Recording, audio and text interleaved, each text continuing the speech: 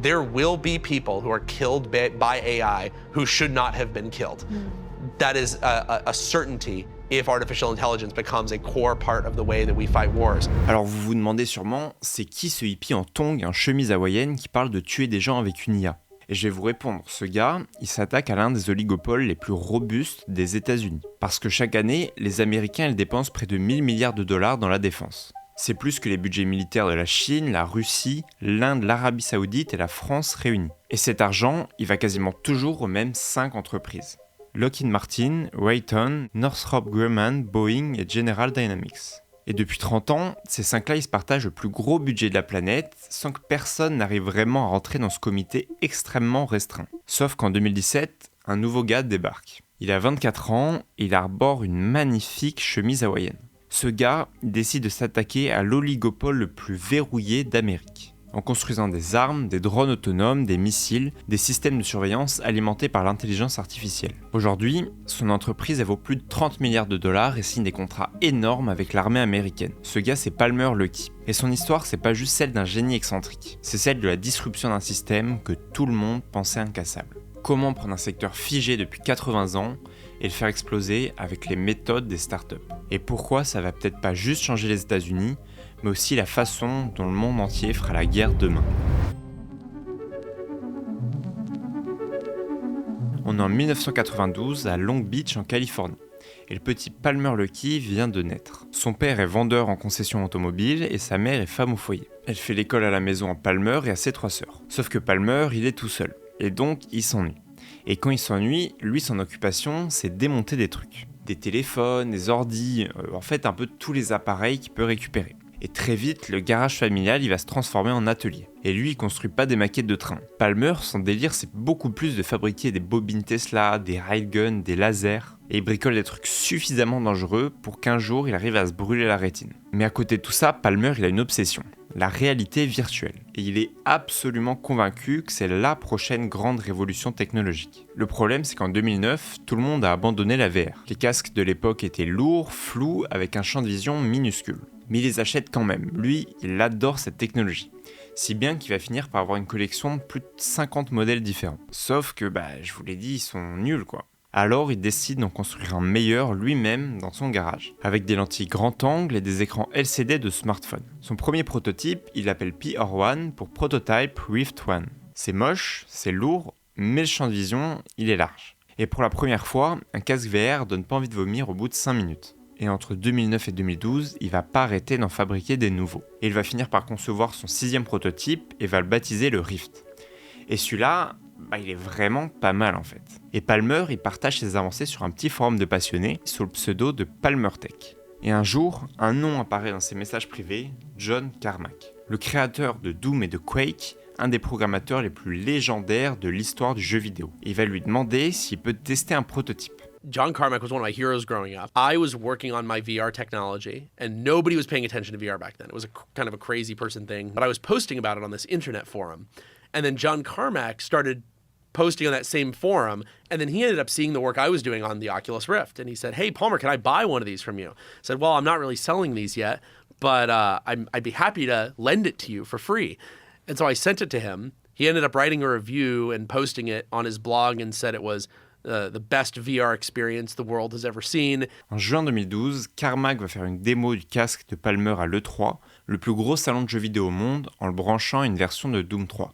La presse spécialisée découvre un casque artisanal, fabriqué par un ado de 19 ans, capable d'offrir un champ de vision large et une latence étonnamment faible. Pour la première fois depuis des années, la réalité virtuelle donne envie d'y croire. Et la suite va aller très vite. En août 2012, Palmer il lance un Kickstarter pour financer une version développeur du Rift, avec pour objectif 250 000 $ et en moins de 30 jours, il va en récolter 2,4 millions. Ça va faire tellement de bruit que Peter Thiel va investir, Marc Andreessen aussi, les plus grosses têtes de la Silicon Valley veulent suivre ce projet. En quelques mois, Palmer y crée une vraie entreprise, Oculus VR. Il s'entoure d'ingénieurs expérimentés et John Carmack va même devenir le CTO de la boîte, le directeur technique. Et en mars 2014, c'est le coup de tonnerre. Facebook rachète Oculus pour 2 milliards $. Palmer Luckey a 21 ans et il vaut désormais plusieurs centaines de millions.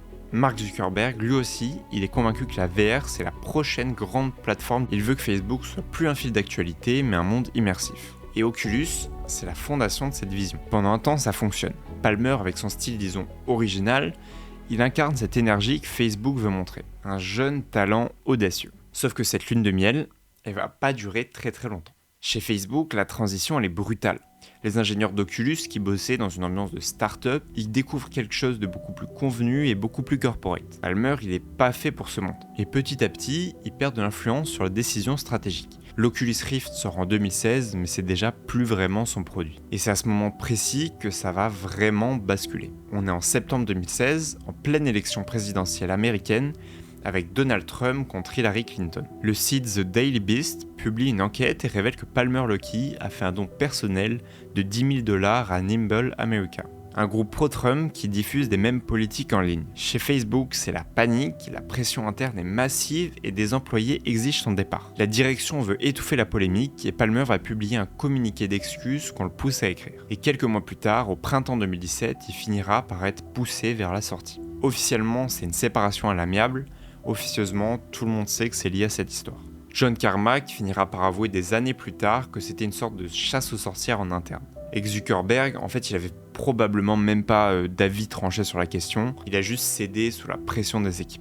Palmer, il va quand même négocier $100 millions d'indemnité en partant, en contestant son licenciement au nom de la loi californienne qui interdit de sanctionner un employé pour ses opinions politiques. Mais le mal, il est déjà fait. À 24 ans, l'enfant prodige de la VR n'est plus dans l'entreprise qu'il a créée, il est grillé médiatiquement et la Silicon Valley veut plus entendre parler de lui. A lot of people think I'm like this hard political guy. I was a VR guy. I was a computer kid. I had not yet been, what do they call it? Radicalized. I had not yet been radicalized. It was after they fired me for giving $9,000 to Trump that I got radicalized. À ce moment-là, on peut croire qu'il va disparaître, qu'il va profiter, cramer ses centaines de millions et vivre tranquille dans sa villa. Sauf que pas vraiment.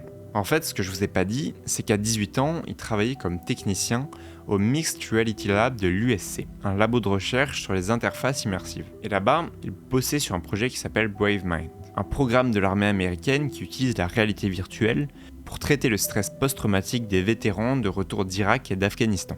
La défense, c'est un domaine dans lequel il a déjà baigné. Et quand il se retrouve viré de chez Oculus, il a 4 choses. Des centaines de millions de dollars sur son compte en banque, une envie de revanche énorme, un réseau et surtout une conviction. Celle que les meilleurs ingénieurs du monde, ils travaillent chez Google, chez Meta, chez Microsoft, à faire des trucs qu'ils considèrent inutiles. The way that you poach people from big tech companies is to tell them that their career is meaningless and that they're wasting their lives on something that doesn't matter.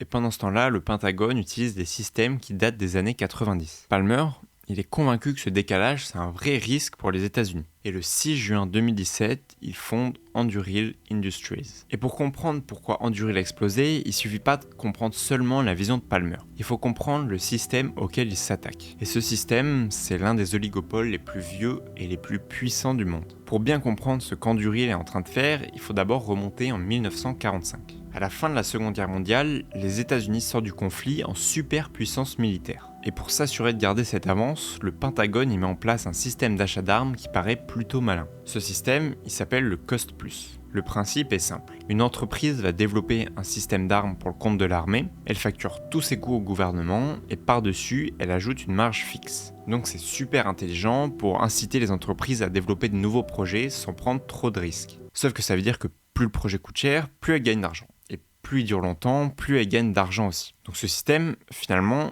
il récompense la lenteur et la complexité. Et pendant ce temps-là, la Chine, elle construit et elle itère à une vitesse qui n'a rien à voir. Et donc, on se demande pourquoi personne a essayé de casser ce système qui paraît juste dépassé. Et en fait, c'est pas que personne n'y a pensé, c'est juste que les barrières à l'entrée, elles sont juste immenses. Pour vendre des armes au gouvernement américain, il faut des habilitations de sécurité pour chaque employé. Il faut son petit réseau de lobbyistes à Washington et il faut être capable de financer des années de recherche et développement sans aucun contrat garanti. Et surtout, il faut la confiance d'officiers du Pentagone qui achètent aux mêmes fournisseurs depuis 40 ans. Et donc, les fameux Big Five, ils sont construits par des décennies de fusion et d'acquisition, spécifiquement pour verrouiller ce marché toujours un peu plus. Mais il y a quand même un contre-exemple. Avant SpaceX, la NASA a payé des milliards à Boeing et Lockheed pour chaque lancement de fusée, avec le même modèle Cost Plus. Les coûts explosaient systématiquement avec des délais toujours plus longs. Et personne osait vraiment remettre le système en question. jusqu'à ce qu'Elon Musk débarque avec SpaceX et un modèle radicalement différent.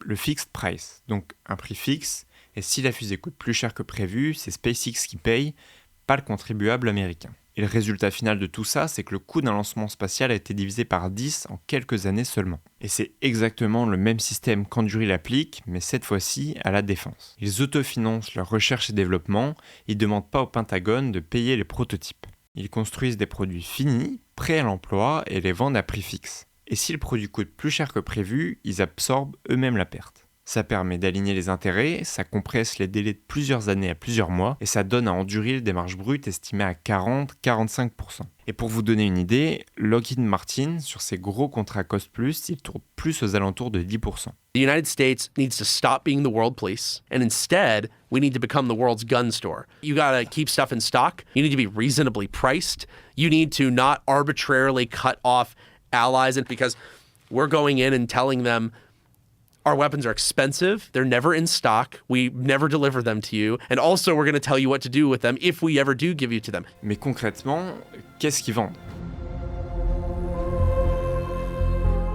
Le premier produit, c'est un logiciel qui s'appelle Lattice. Et Lattice, c'est le système d'exploitation de la guerre. Concrètement, c'est une plateforme qui fusionne en temps réel les données de tous les capteurs disponibles. Les radars, les caméras, les drones, les satellites et les capteurs au sol. Tout est centralisé dans une seule interface de commandement. Et Lattice se contente pas d'afficher des points sur une carte. Il classifie ce qu'il voit, priorise les menaces et recommande des actions. Sur un champ de bataille, ça veut dire qu'un seul opérateur peut gérer simultanément des centaines de capteurs et de drones. Là où avant, il en fallait potentiellement des dizaines. Mais le truc vraiment brillant dans cette stratégie, c'est l'effet d'écosystème. Plus l'armée investit dans Lattice, plus c'est compliqué pour eux d'aller voir ailleurs. À chaque nouveau produit acheté, l'écosystème grandit.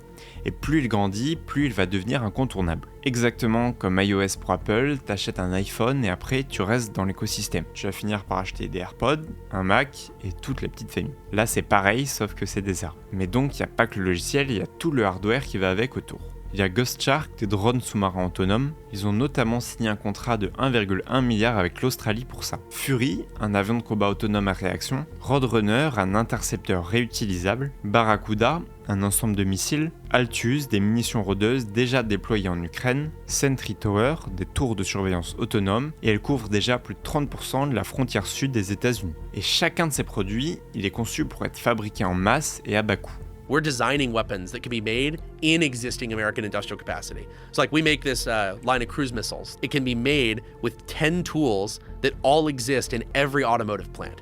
If you can only make your missiles in this specialized factory that took you 10 years to set up, what in the world do you do when you need 100 times more of those missiles made every day? Right. You're just kind of screwed.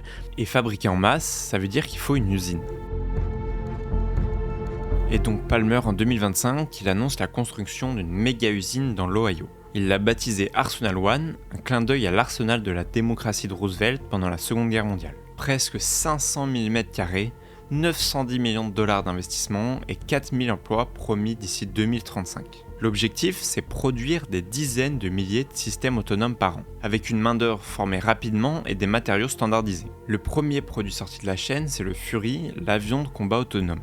La production a démarré en mars 2026 avec 3 mois d'avance sur le calendrier. En 2019, c'était moins de 100 employés. Ils vendaient juste leur tour de surveillance à la frontière mexicaine. Et entre-temps, la valorisation, elle a complètement explosé. 4,7 milliards en 2021, 8,5 en 2022, 14 en 2024, 30,5 milliards en 2025. Et en 2026, des discussions sont en cours pour lever encore plus d'argent à une valorisation autour des 60 milliards. Et le bouquet final de tout ça, c'est que l'armée américaine a signé avec Anduril un contrat sur 10 ans qui peut aller jusqu'à 20 milliards de dollars. En 8 ans, Palmer Luckey est passé du statut de mec viré de Facebook à celui de 6e fournisseur de défense des États-Unis. Mais tout ça, ça soulève une question. Parce qu'au final, ce qu'il est en train de faire, c'est rendre la guerre moins chère, plus rapide et plus autonome. Et donc, est-ce que c'est la meilleure idée de la décennie ou est-ce que c'est la pire idée de l'histoire de l'humanité ?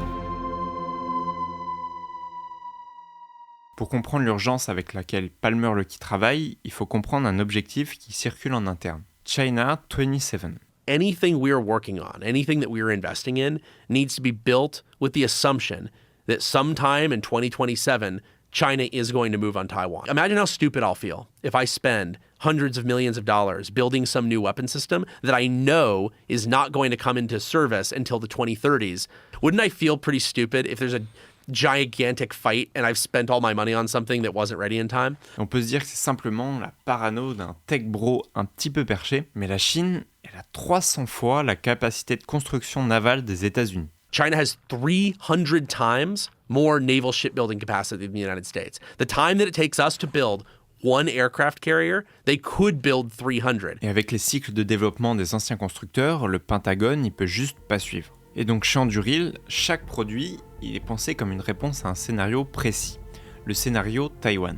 Ghost Shark, les drones sous-marins, c'est pour les fonds marins autour de l'île. Pour détecter, suivre, neutraliser les sous-marins chinois. Fury, l'avion de combat autonome, c'est pour la supériorité aérienne au-dessus du détroit. Barracuda, c'est pour la frappe à distance contre la flotte chinoise. Roadrunner, c'est pour la défense antimissile. Alors évidemment, fabriquer des armes autonomes par milliers, ça soulève une question morale assez lourde. Et Palmer, il a sa réponse. Whether you like it or not, we need some form of weapons, right? We're not going to disarm the entire world. There are bad guys out there, and if you are worried about the ethics of weapons, it's actually even more important that you work on them because there's no moral high ground in outsourcing that work to people who are less ethical and less competent than you. If you think you're a competent person and you think you're an ethical person, you almost have a responsibility to care about these and arguably to work on them. So. Mais aujourd'hui, un missile Patriot coûte 4 millions de dollars pour abattre un drone iranien à 2000 dollars. L'équation, elle est absurde et c'est justement ce déséquilibre qu'Anduril veut corriger. En produisant en masse des systèmes autonomes pas chers qui peuvent contrer les menaces low cost de manière proportionnée. Sauf qu'en rendant la guerre moins chère, on supprime aussi une des barrières qui a toujours freiné les guerres dans l'histoire. Son coût humain et son coût financier. Avant, déclencher une guerre, ça voulait dire envoyer des soldats mourir au front. Ça voulait dire demander des milliards au Congrès et puis expliquer à des familles que leurs fils, leurs frères, leurs maris allaient peut-être mourir. Donc si la guerre devient 10 fois moins chère, 10 fois plus rapide à mobiliser et sans risque de perte humaine côté américain, alors la barrière politique pour entrer en guerre, elle s'effondre. Si la dissuasion fonctionne, il est peut-être en train de sauver des millions de vies. Il empêche un conflit majeur en rendant le coût d'attaquer trop élevé pour la Chine. Mais si ça fonctionne pas, alors il a contribué à rendre la guerre plus facile à déclencher, plus fréquente et potentiellement incontrôlable. Alors déjà, merci d'avoir regardé cette vidéo. Si vous avez une entreprise ou si vous travaillez dans une boîte qui a envie de développer une chaîne YouTube, ça m'intéresse de voir si je peux vous aider. Pour l'instant, j'ai rien à vendre, mais n'hésitez pas à prendre contact, je vous laisse un petit formulaire dans la description. Et sinon, si cette vidéo vous a plu, vous pouvez vous abonner, c'est gratuit.